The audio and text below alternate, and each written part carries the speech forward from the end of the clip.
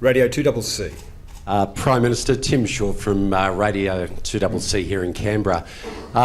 Great speech today because you talked about opportunity and security. Pat, one of our listeners, rang. He runs a work supply business here in the capital, and he says the biggest problem for all politicians in this country is they just don't get small business.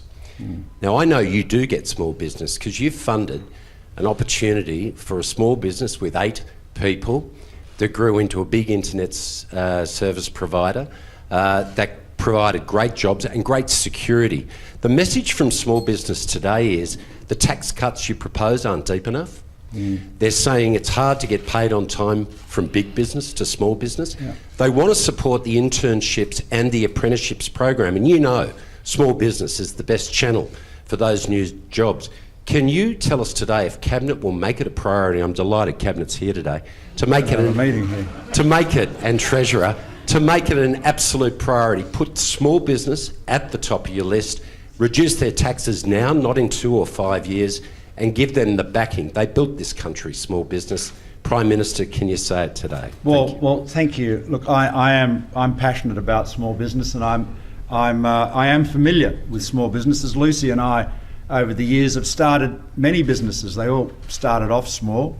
Some of them didn't become much bigger. That's the path of the entrepreneur. Some of them became big and successful. And that's good, and you've mentioned one. Thank you for that. Look, we are absolutely committed to small business. The small business tax cut that we're talking about, we're proposing to would happen this year. So the first, it would, if the Senate approves our business tax cuts, then businesses companies with a turnover of 10 million or less will get that cut to 27.5% this very financial year. So let me explain the rationale behind that.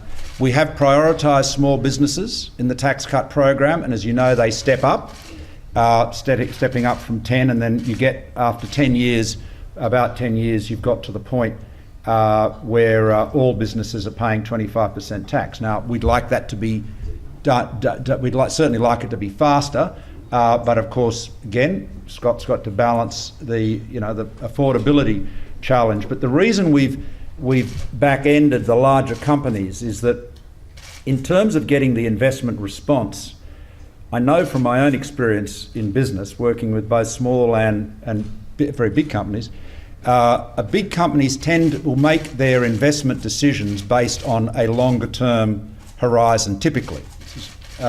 And so they'll be looking at what the tax rate will be, not tomorrow, but what the tax rate is going to be 5, 6 years, 7 years down the track. And so our assessment was we could manage affordability better and also get a similar investment response if we prioritised small business in terms of time and then had the big cuts for the largest companies at the end of the program. So that's the explanation for it.